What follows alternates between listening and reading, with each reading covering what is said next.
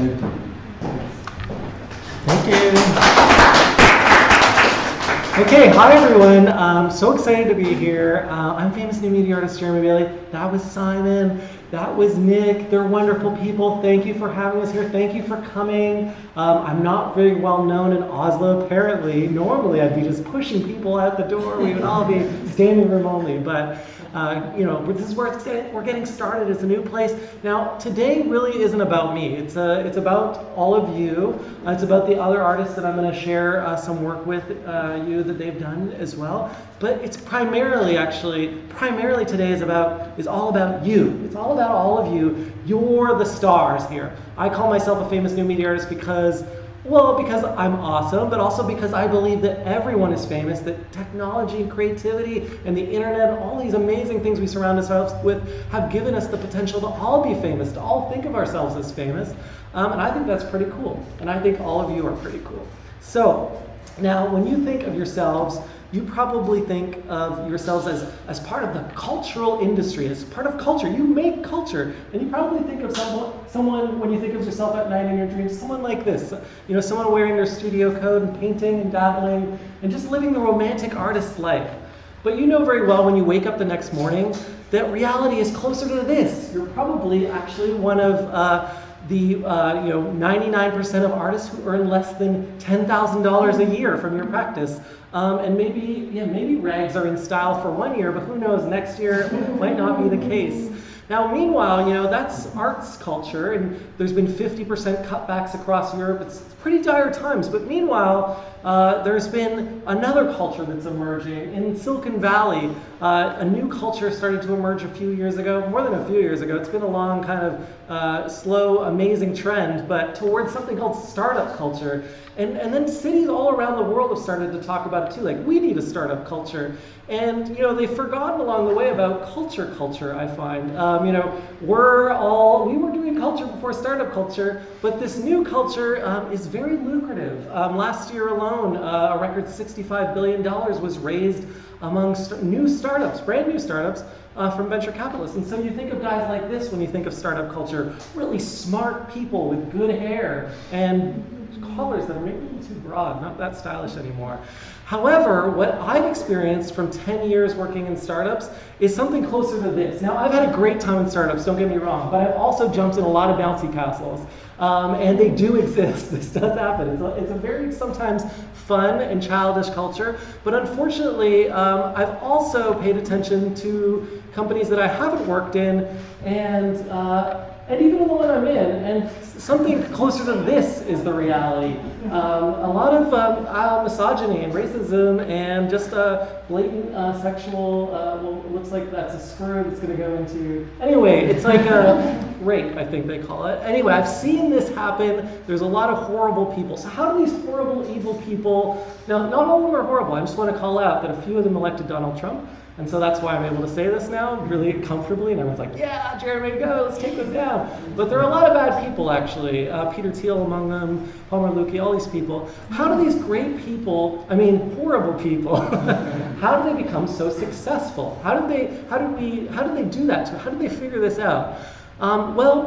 The secret lies in Japan, of all places. Back in the 1980s, the Japanese started working on a secret new way, an efficient way of producing amazing growth and quality at very low costs.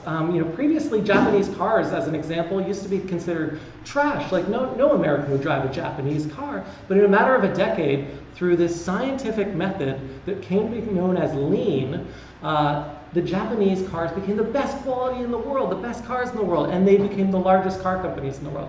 Now, these software people, they're not so dumb, and they paid attention to some of this stuff, and they thought, what if we took what the Japanese have done and applied that to software? Maybe we could grow our companies with less money at a higher quality at a faster rate, and we could reduce waste, because these processes are all about reducing waste. They're able to take a very small amount of money and a very small number of resources, and from the bottom up, create tremendous growth. And the growth looks something like this. That's a hockey stick that you often hear about, and then that leads to a minion riding a rocket I only have clip art here. I'm on the $10,000 budget, so I don't have. It's not the best clip art I could find. But anyway, so that they use these methods to get this meteoric growth. I'm sure you've heard of the rocket ship of growth.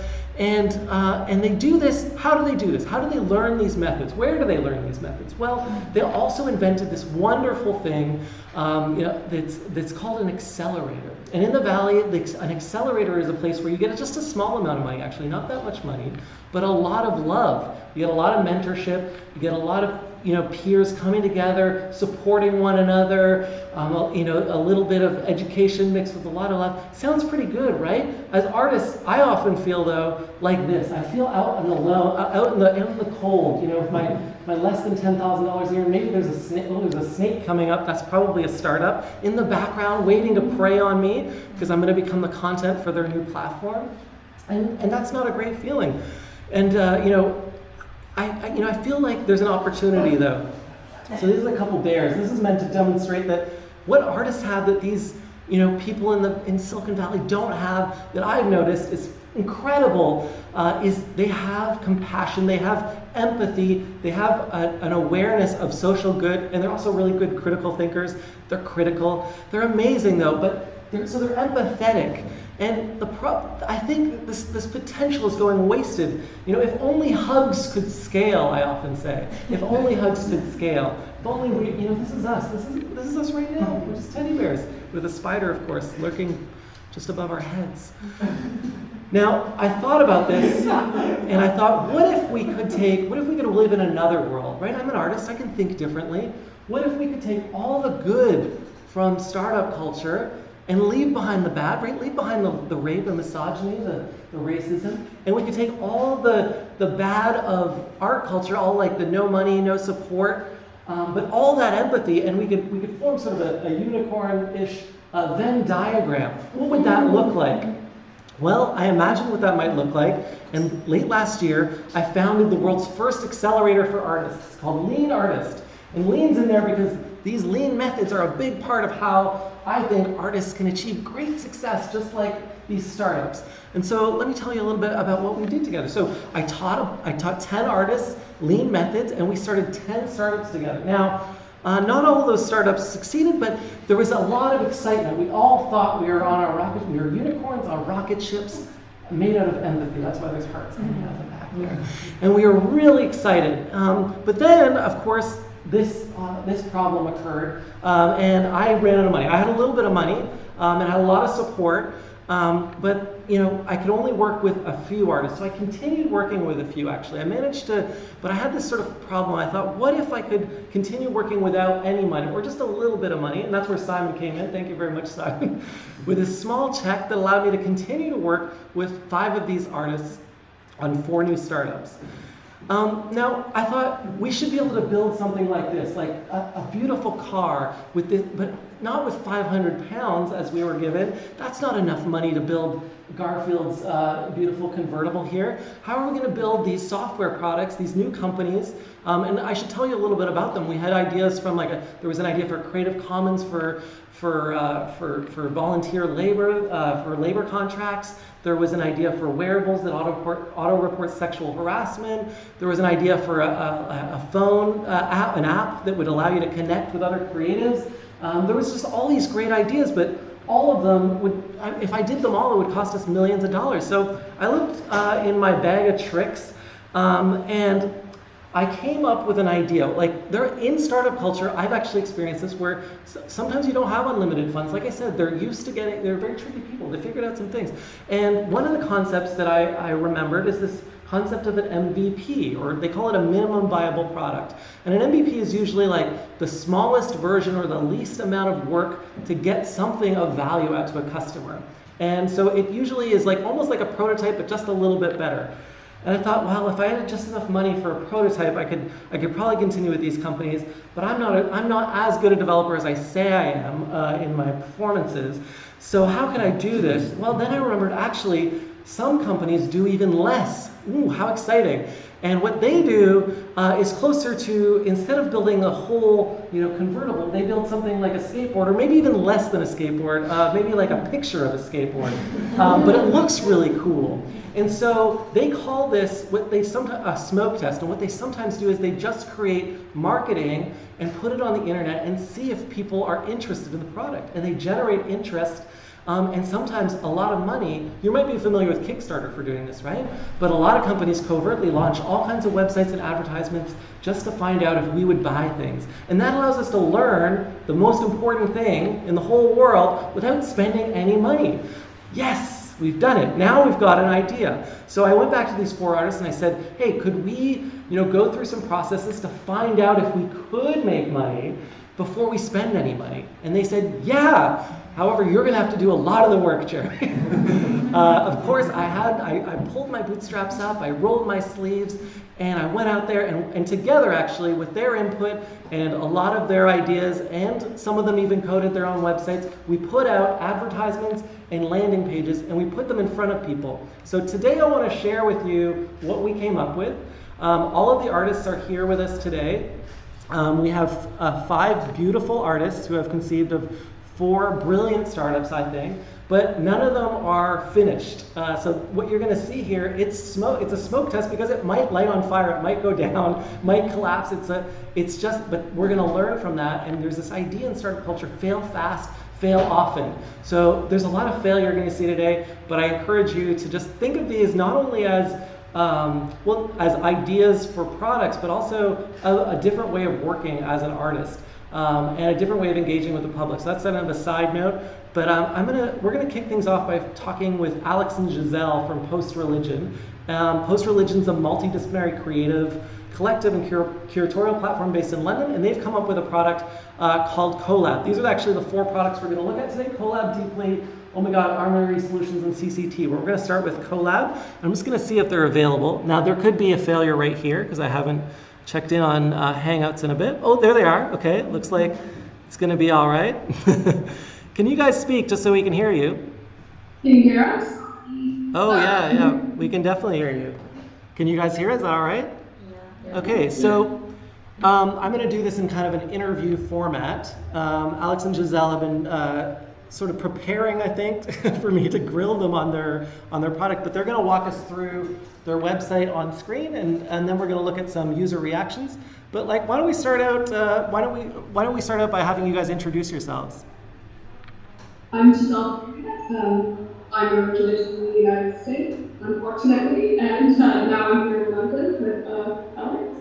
I'm Alex William. I'm a writer based in London and an artist, and I've lived in London my whole life, grew up there.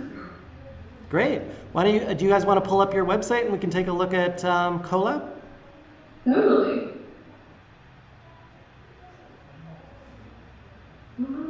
Sorry, just 2 seconds.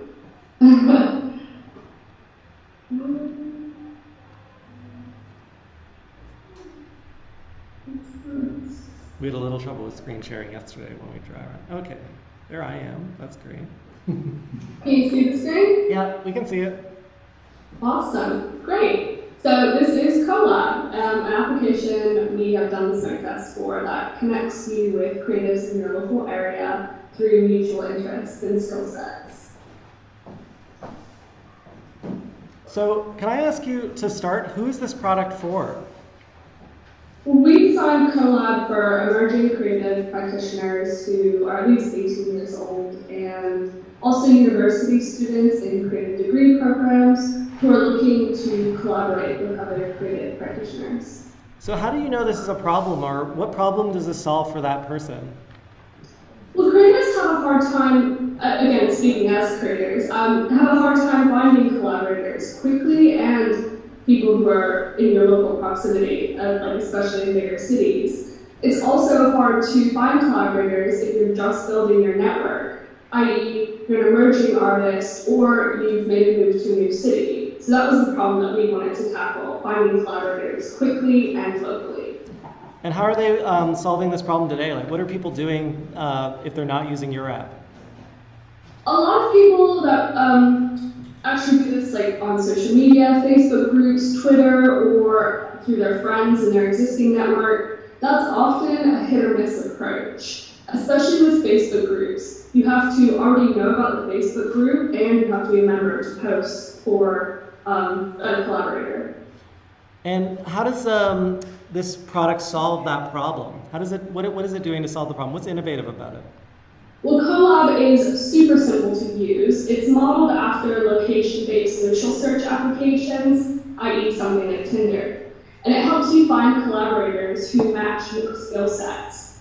We envision that the application will use an algorithm to connect you with other creative individuals locally who have the same interests as you. Mm-hmm. And it seems to me like it looks like a dating app. We've heard that before, but to be honest, I think a lot of apps that use algorithms to match people locally Tinder kind of paved the way for that. So I think that comes to mind often when you have this type of application. So it's like Tinder for creatives. You could say that. Without the sex part. Is that what you're saying? Yeah, without the sex part. There could be sex though, right? I mean, whatever you want to, use the app for. Yeah, like why not? That seems like a good combo. It makes it more appealing. Sex is a collaboration, so. Exactly. Yeah, it produces beautiful results. Okay, so why is this product, I'm wondering, important to you? What's important to you about this product? Like, why did you guys do this?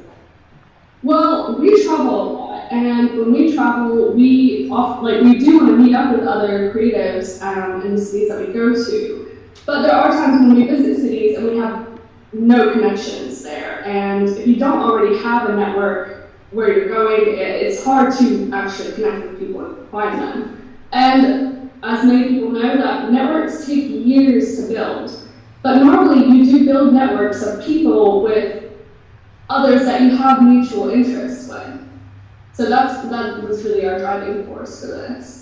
Awesome. So can you tell me a little bit about what you were hoping to learn with the smoke test? Like, obviously, we don't have this app. We can be pretty forthcoming with this audience. It doesn't exist. But we did create a beautiful website. What are you hoping to learn from the smoke test? With the smoke test, we were hoping to learn if there was even a need for our application. We also wanted consumer feedback on the design and functionality. Great. I designed the brand, which I'm pretty proud of. I like that it's both a map icon and a heart. So that dating app thing I was getting at. Okay, so one of the things I was going to ask you is what was your riskiest assumption? So before, whenever you're building a new product, you come up with a list of kind of assumptions, everything you think is true about the world, but might not be. What was the riskiest assumption? Like, what if something didn't work about your app that you wanted to learn about? Well, ultimately, riskiest assumption we had was that people would even have a need to collaborate with others, and that they were willing to use an application to facilitate this. That's a pretty big assumption for us to make. Okay, so let's find out if that's true. So we have a video of people using this website and responding to some questions about it that will prompt whether that assumption holds true. So I'm going to switch over. Thank you, Giselle. Just mute your mic while I play the video. We'll be back with you in a second. So we'll find out what Giselle learned from users in this video. Looks one second. very similar to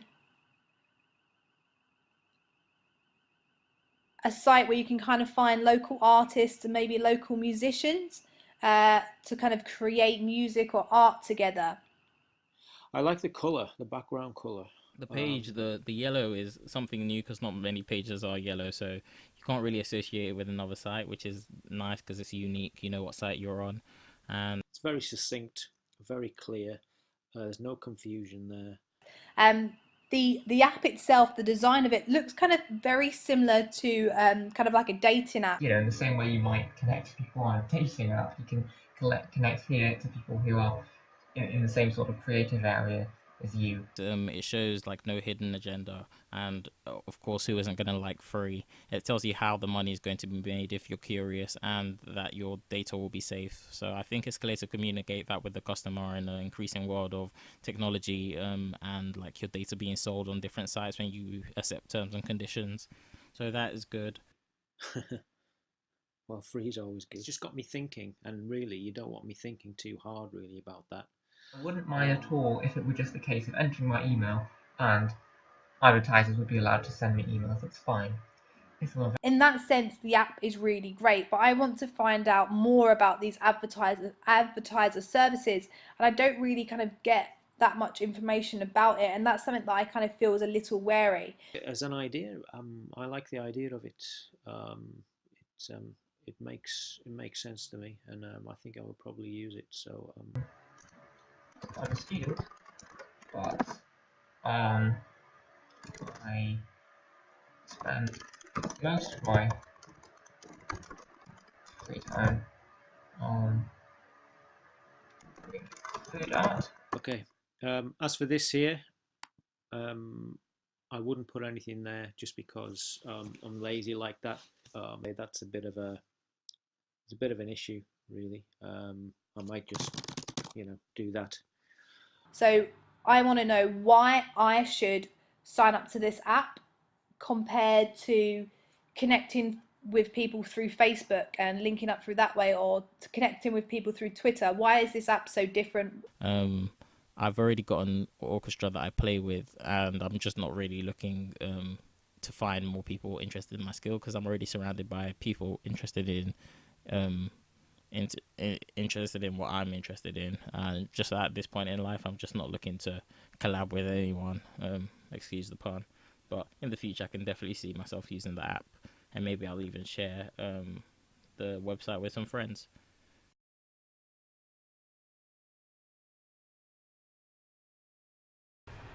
Okay, I'm gonna go back to Giselle and Alex. So, what did you guys learn from these tests? Oh, hang on, I can't hear you again. One sec. It's weird. Are you unmuted? Can you hear us? Yep. Cool. We noticed that a lot of people who wanted to try the app required more information about actually how the app works and details on the pricing model before they were willing to fill in their profile. We also learned that people are lazy with text boxes. They prefer categories. We also learned that, surprisingly, there are some creatives out there who prefer to keep their practice very insular. And of course, thanks to you, Jeremy, we got a lot of positive feedback on the site design, the branding, and the beautiful logo. I'm glad we have that figured out. So, what are you guys planning to do next? So we're going to add an extra section of the website with a detailed description of how the app actually functions, and we are going to provide more clarity on the pricing model. Obviously, it's free, but people want to know a little bit more information about how the advertisers work. And if you get this right, do you think you could see yourself doing this full time? What if I raised some money for you? Oh, I'm totally down if you're raising money for us. Yeah, we believe that this is something we would use if it was out there, so we would completely be willing to go full time with it.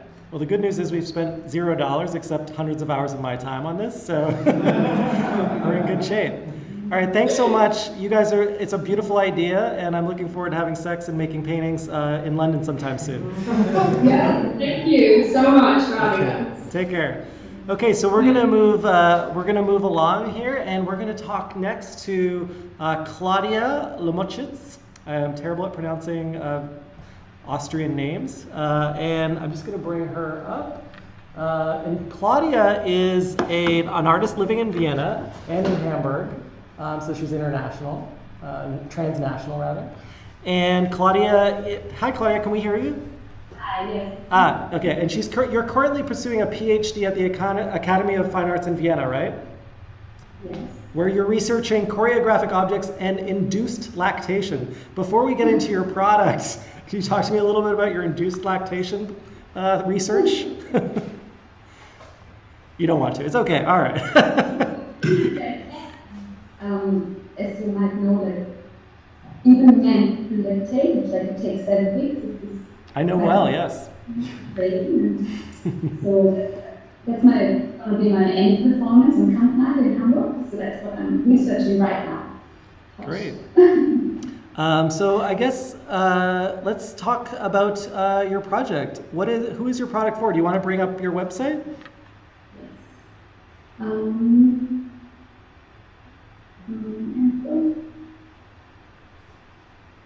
So Does it work? Yes. I see. Yeah, there we go. Yep. The website, the early adopters of this product, I guess it would be safety fanatic families or radical art collectors. I engaged with the website in with the format of products, I guess. So I developed a product that is an artistic safety solution, and I would assume that the white male superiority would be quite good or interested. So what problem are you solving for these people? These what did you call them? Safety fanatics and radical collectors? yes, we're providing this kind of soft guns, and it's a simple, playful, artistic safety solution. And because the world is a very dangerous place, and I think we could equip and take over the weapon industry market by 2020. So the idea is we could go to war with marshmallow guns instead of real guns, yeah. And okay. Yeah, it's much more comfortable. The smell is intriguing. The design is quite great. It's the sensual thing you want to touch and you want to carry around every day. It has a childhood memory recognition option. And I've been wondering what you mean by this childhood memory recognition. Did you eat a lot of guns when you were a child? No, but maybe I ate a lot of candy. Candy, right? Okay. So how does your product solve this problem of oh, that's a nice image. Yeah. Or why is this? Can you tell me why this is an important product to you, Claudia? I think in my artistic practice, it's often based in performance, and software is kind of a sculpture you can engage with. So I actually can think of any better product. And maybe did I mention these fancy chemicals you can order them? You did not mention the fancy colored version. No, I noticed that one's smaller though. I mean, I did play along with the website, so I'm the only one with the recommendations. Right. So the whole form is upside down. What were you hoping to learn with this smoke test? I think I want to see how an artwork and how the kind of website online structure product digital setting case would work, and how this product made for touch and kind of physical interaction, and as a kind of also playful, choky product will work out on this website. And so yes. And do you think you had any assumptions or is there a risky assumption that you have about your product? I mean, I think the price is very high. Yeah, because I think my riskiest assumption is that people really buy it, and I have to stay all day in the kitchen and it's going to be sticky and dirty. So I hope nobody's buying it because I don't really want to. Yes, because I consulted you to lower the price and you stated, I don't want this to be successful, didn't you? Claudia was afraid she'd be trapped in the kitchen, which is quite ironic given the patriarchy of guns and stuff, that she'd be making these soft guns for the rest of her life in a sticky kitchen. But I assure you, I think we could find a manufacturer. Yeah. Okay. All right, well, shall we find out what users thought? Yes. Okay. If you can mute your mic, I'll switch it over and we'll find out what users thought of safety. Most promising product of this century. Oh my god. Safe and friendly alternative to a traditional firearm. Wow. Okay. Well, being a European myself, I never really understood why gun law is the way it is in America. So if this was an alternative to, at least for some people, for having 85 million people in America with a gun, I think this would be a great solution if it helps some of them feel safe enough without a gun. I guess I can't wrap my head around a gun that's shaped and it looks soft like a gun. So I'm wondering, how do I protect myself with that? So that's kind of where I am with the test. Is it food? Is it a towel? Is it a joke? I don't know what this is at all without being able to click somewhere else. Or just something silly. I don't know, reading through this American Dream Friendly candy. So I guess it's food. Yeah, I'm pretty sure it must be candy. It's talking about childhood memory recognition, flavors, candy. So it's not super clear what it is, but I think it's some sort of edible gun. Um, This is a pricey model we decided to launch with. What do you think of it? Um, well, if I completely understood what the product really is, I would be able to give you. I think I think it's very expensive, but am I missing something up here? Something missing? Soft gun? It's a joke, isn't it? What? What is this? Available in fun sizes and colours. Buy one get two free. At just 500 quid. Well, at least you can pay with a Visa card. This is so bizarre. I think perhaps it might be a little bit overpriced, unless it's got gold inside it or something. so now that I've decided it's kind of just to be funny and maybe be a joke, I think it's kind of clever. So you get 3 marshmallow guns for $500. So silly but fun. And the page looks so realistic that I'm taking it seriously. That's why I wasn't sure if it was a joke or not, but I'm pretty sure it is. I think from things I've mentioned previously, it's clear that I will not buy this product. First of all, I'm not from America, so well, this doesn't really,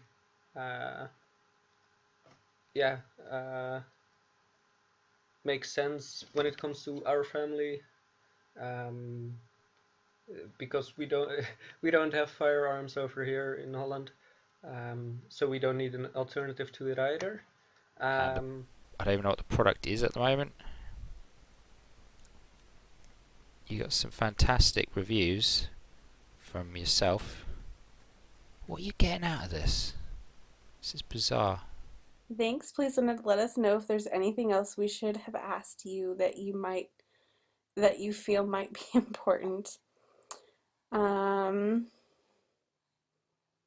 guess you should ask if I like marshmallows. Any final thoughts? No, but thanks so much for that test. I will look forward to getting paid by you. Okay, so I'm just gonna switch back to Claudia. Hi, Claudia. Hi. Oh, you brought one. Nice. There's applause, tepid applause in the audience. So, what did you learn from these tests? It was quite, I think it was how, but I was shocked. Can you repeat yourself? Sorry, we're having trouble hearing you. Yeah, I don't know. Can you hear me now? Yep.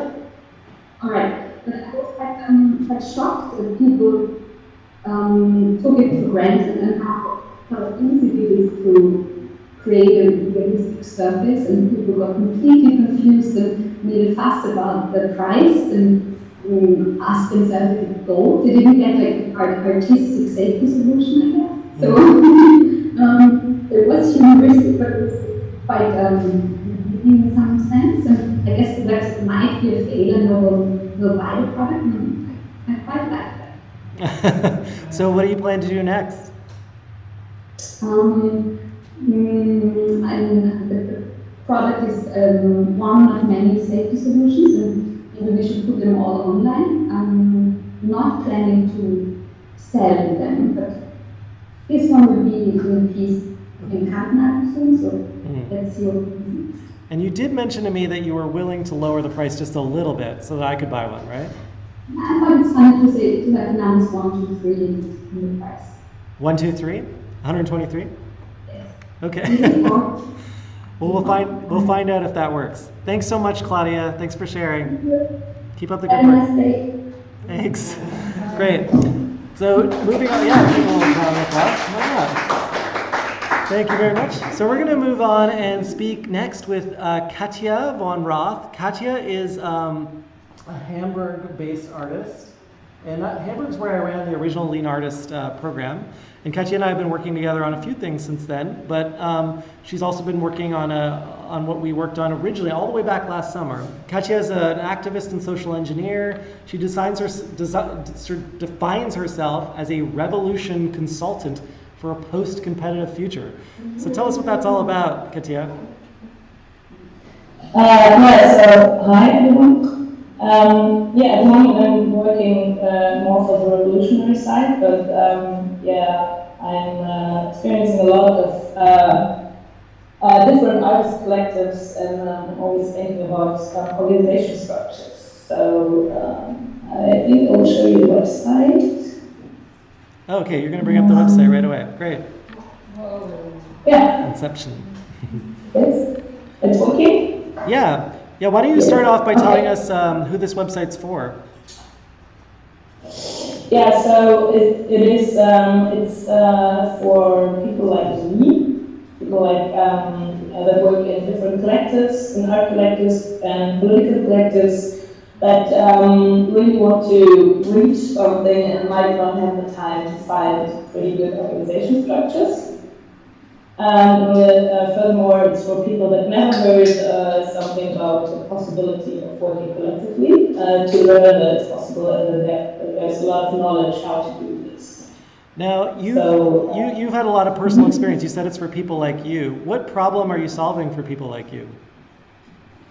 Yeah, so the problem I'm experiencing is at first that often there's no time to discuss a good working structure. But on the other hand, there's also like one or two persons in a group that are interested in this, and then they come up with a structure, and if this is not working, then it's coming back personally to those one or two people in the group. So I thought about a platform to share and publish different organization structures for collectives, so people could take different ideas from a more objective place, like outside of the group, and just decide on, let's try this one or this one out and comment on it and idea it together. So how do you solve this problem? So you've described this to me a few times, that you live in you're working and living in one of Europe's largest communal squat spaces, not Kampnagel, that's a theater.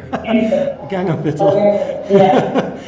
Gang of Viertel in Hamburg. And how would a product like this solve the problem of, you've often described to me a lot of disagreements, and when new people come along, they often don't share the same values. How would this product help with that? So this product is helping because it's a platform where you can upload your own ideas, working structures in a form of a contract. So you have a social contract. It's not legally binding. It's just like a social agreement, but you have something written down where everybody is like clear with this agreement. And if new people join the group, you can just hand out like, hey, we're working in this structure. We have this model of communication, organization and stuff. And then it's more objective, and it's not this. The friends I'm already knowing tell me something like, oh, it's working kind of this way in the group, but nobody really knows, and then there's a lot of energy lost because nobody knows what's right or wrong to do. And so it's simple social contracts for revolutionaries, right? Yeah, like simple social agreements, how to behave in a group, how to manage feedback, how to manage information, how to decide, like it's a big topic, like how do you make the decisions in the group. Because a lot of people just know strong hierarchy or basic democracy, and if they don't want to go in one of those, then they think it's better to have no structures, but that's not the Great. So what were you hoping to learn from this smoke test? I think I wanted to learn on one side if people have awareness for this topic already. Like it's really important to me, but I don't know what's out there in the world. So this was one question. And the other question was if people would sign this epic contract with all creatures on this planet I came up with, without knowing more, like without knowing me personally or knowing more about the project. So when you say creatures, do you mean like dogs and cats could sign up as well? Yeah, maybe if they're able to sign here. I think there are a few cats with a Facebook account and stuff, so maybe they could sign also. I like the word creatures because it's not like human or man, women and stuff. We're just co-creatures on this planet. Great. Are there any risky assumptions, like big assumptions you had about what would happen when people saw this website? Yeah, I think there are two. Like one is that people would sign this contract, and the other is that people already have some knowledge ready in mind to contribute. So I think this was like the biggest or riskiest assumption I'm making up there. Okay, so 2 calls to action. That's a pretty, you're asking for 2 things, that they sign a contract and that they contribute their own. Okay, well, let's find out if people were willing to do that. Shall we switch over to the video? Yeah. Okay, thanks, Kathia. Just mute your mic while we're watching. City creates a new path for social change by collectively uncovering structures for post-competitive realities. Okay, fine. I do like this. I like what that says and what it means. I like the layout of the website. It's very clean. It seems like it will be easy to use. It seems like it's very organized. I think a lot of people really want to do something and don't really understand or don't have a good idea of how to organize, or don't think it's really necessary to organize. I found that that's a pretty big problem. So it seems like a really cool idea. Once I kind of dug in there a little bit more, I kind of got the idea. At least I think I have the idea. I'm still a little bit fuzzy on exactly what happens. It is clear. It's a way to help individuals with their freedom and making sure that everyone is on the same page. The world can be together and respect each other. As far as what I would do next, I would sign my first trust contract right here and get my free badge. I commit to myself and all creatures on this planet. Oh wow, sounds ambitious. Act in a cooperative, empowering manner. Okay. Respect every creature's motivation, right to privacy. These rules are interesting and so on, but I don't know. I'm unsure. Because all of these things are important to me, so I feel okay signing this part. So yes, I will sign the contract because it seems like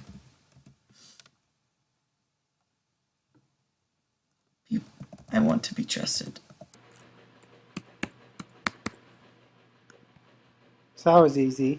This section here is about user-generated database for co-creation structures. I'm not interested in creating a contract. Not only because I'm not exactly sure what it means or what it does, but because I don't really have anything that I'm trying to put together right now. I just feel like I should be able to join different contracts, not just create my own. So basically, at the moment, I'm confused. I'm intrigued, but I'm a bit confused, and I would like to find out more about that, and and the ways I can contribute to the website and so on. On this task, I'm kind of on the fence. I want to check it out, but I don't want to actually do it.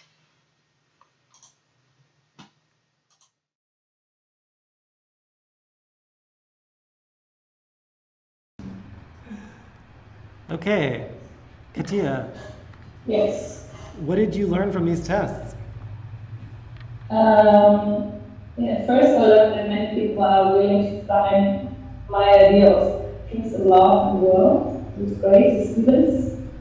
And on the other hand, I I recognize that people don't have this knowledge ready in mind, so I think it would be better to show the mechanics of this platform, like really produce it and have it online so people can see what they get if they participate. And also like give some instructions for people to reflect on their own collective structures. Because nobody contributes to the contract. Nobody directly had some content to upload. Yeah, I think this is what would be best to do next, like to create this platform and the symbols for different contracts and have some example content. Then maybe also like actively ask some collectives I know to contribute some structures. Right, so it seems like there's a lot of feedback like, I just want to sign more contracts. But which I never thought I'd hear. That I hate signing contracts, but that was a surprise. Also, but I think one thing was the word contract is maybe not the best. There was one user feedback like it's a way to sign contracts without a lawyer. So maybe the contract word is irritating. So maybe a new word. Maybe a new word like you mentioned agreement or something, or. Yeah. I think we can come up with something more fun though. Like, I'm going to sign a creature contract or something. I don't know what it would be. Treaty. Yeah. Oh yeah, there's a suggestion for treaties. But there's there's baggage there too. Okay. Yeah, but I think at least the most important thing is that people want to see how the whole thing works before contributing to it. Well, it's very it's a very hopeful idea, so thank you for sharing it, and I look forward to seeing the next version that I'm probably going to work on. Okay. Thank you. Bye.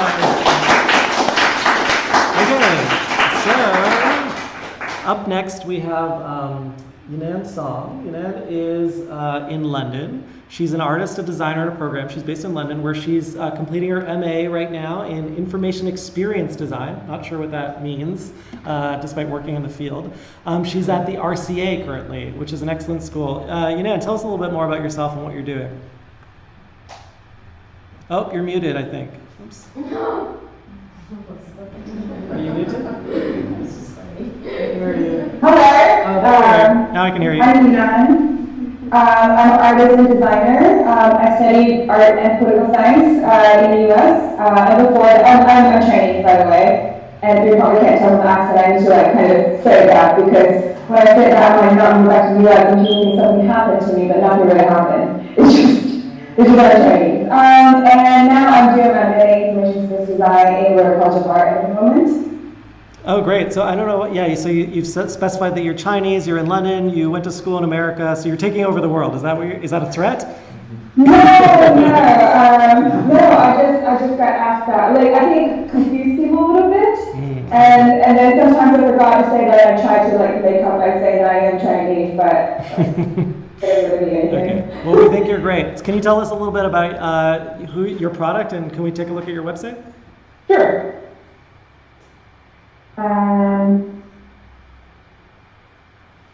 Oh, one second, I'm not sharing the screen.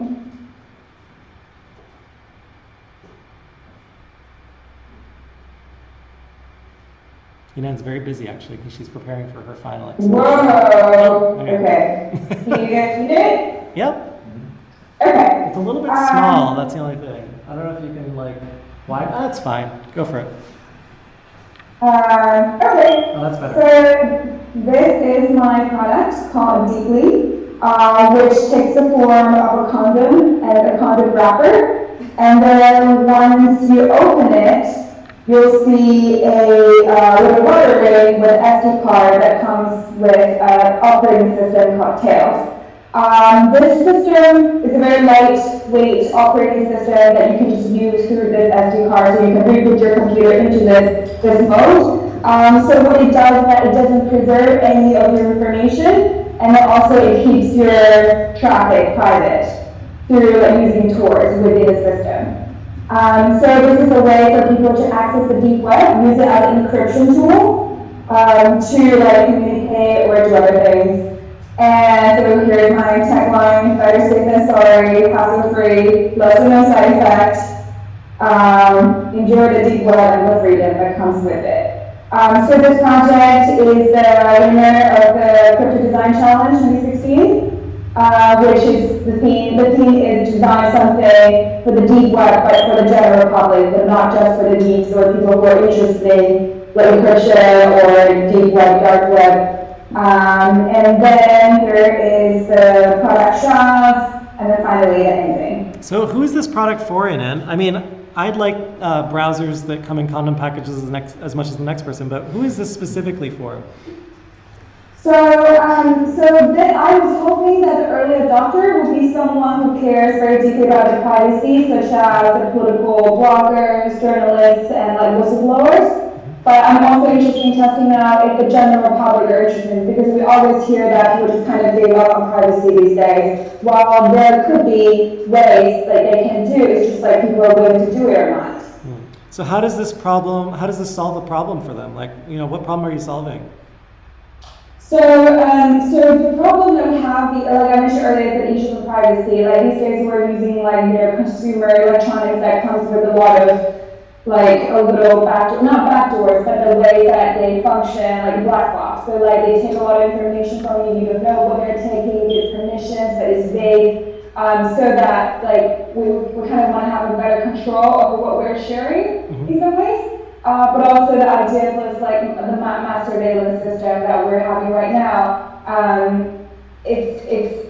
think this is like kind of like a way for people to kind of go under it and not to worry like as much. I mean, it's not like 100% safe, but it's much better. That like I think it's still against the idea of mass surveillance, that you're not like in the broad daylight, you're kind of like encrypted, even though it's not 100% safe. So I mean, I get that it gives me privacy, but is it like it's easier to use because I just put this in my SD card slot? Like, is it versus existing alternatives, which I assume there are ways to keep yourself private online that don't involve the condom, or is it so that I can hand it to friends more easily to help them, you know, be more safe?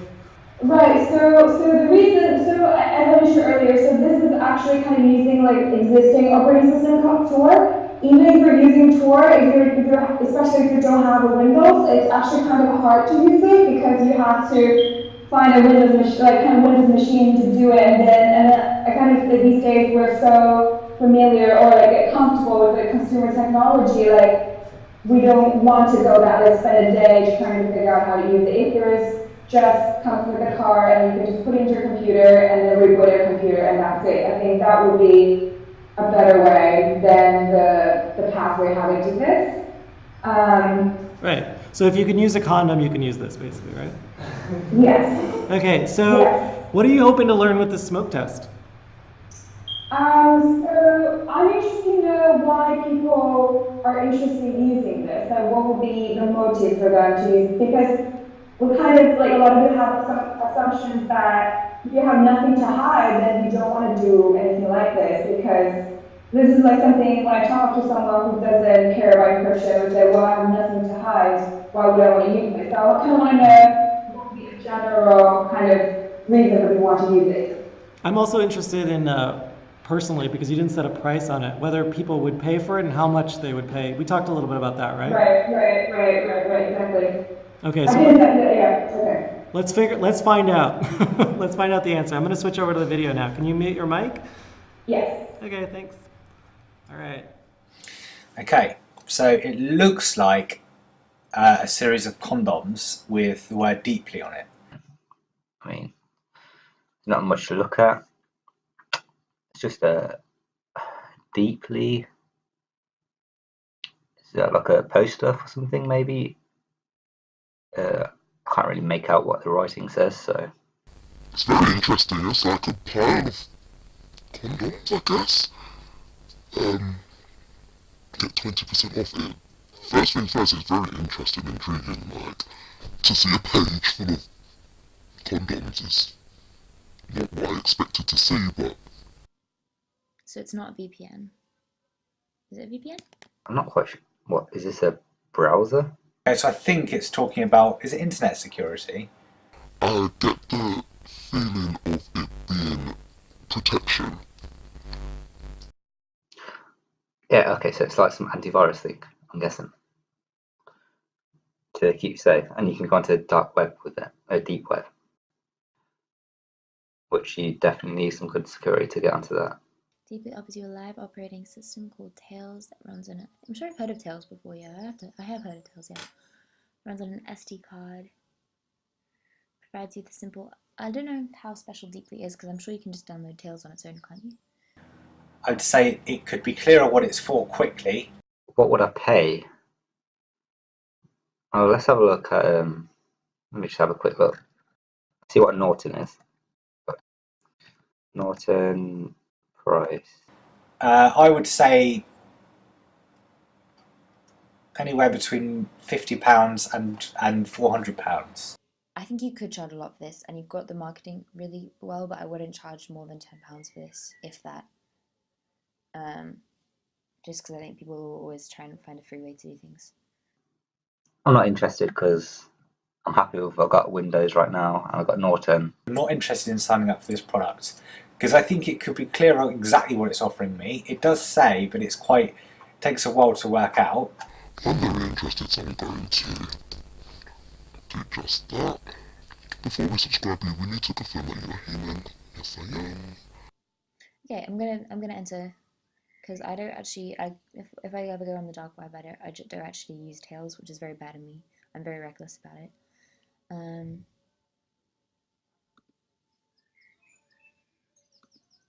I'll sign up with my email, yeah. Very intriguing. Again, great concept, you know, of attracting my attention. The condom wrappers, I was sold immediately, not because I was, okay, I won't say, but it was just out of the norm and different, and I like different. It was almost like artistic, so I was really, really interested to see what would come from this. I don't know if you heard, but he said he's very interested to see what would come from it. He's very intrigued. Okay, let's come back to Yinan. Yinan, what will come from this test?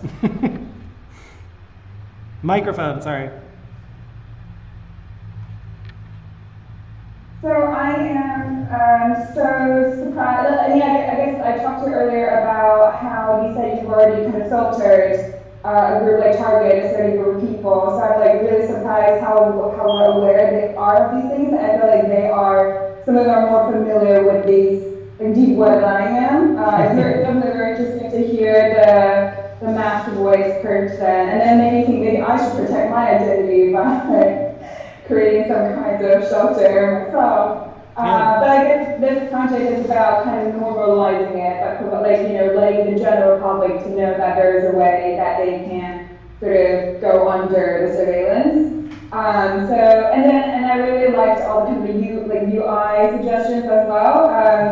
Since my website is actually adapted from my kind of project, like my website explaining what it is, as opposed to like really making like a typical product site. I kind of, you know, wanted to balance that, like being like partly product, like typical product launch site, but also partly having like a kind of like a critical or like informative edge to it. So even though people are not using it, they can still be informed about this kind of measure. Yeah, I mean, what I learned was that, so I did target the test, like I did what's called screening, and also I did marketing to target specific types of people who cared about privacy.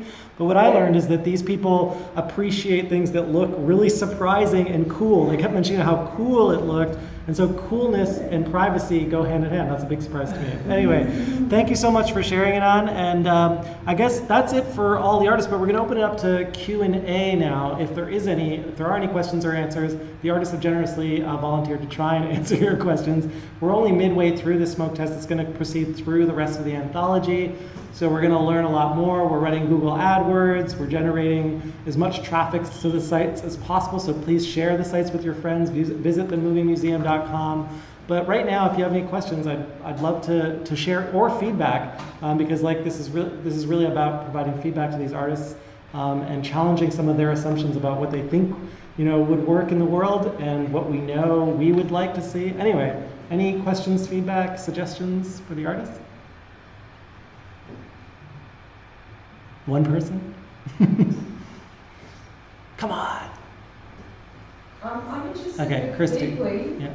Could that work in China, the internet, where It's more controlled. Can you hear that, Yinan? So the question is for you, Yinan. Yeah. Could this product work in China? Would it work on a browser or on a computer in China? Yes.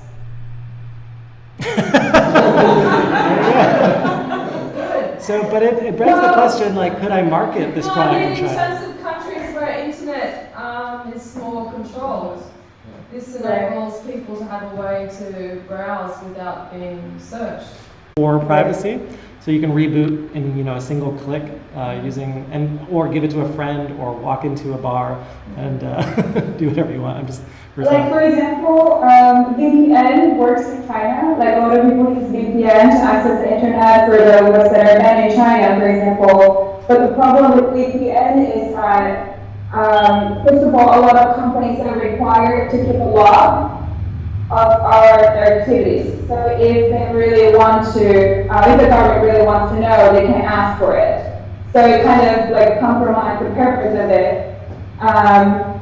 And then also like VPN, especially ones that work, usually like paid service. So like you have to pay like a monthly subscription fee, which actually can be a lot for like Chinese people. If it's dollar and it's like, I don't know, $15 and it's still like 100 yuan in China, which is not like super.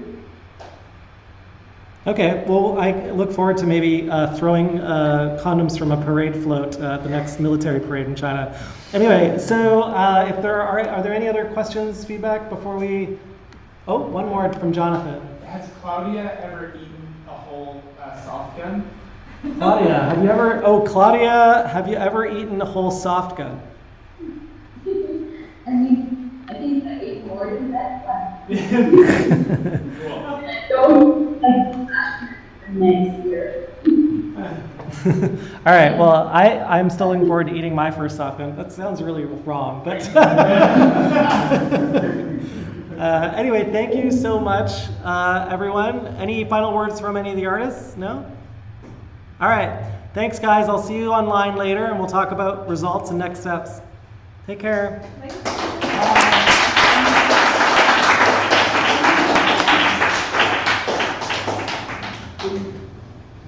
That's it. Thanks, everyone. Hang out and chat informally, have a beer.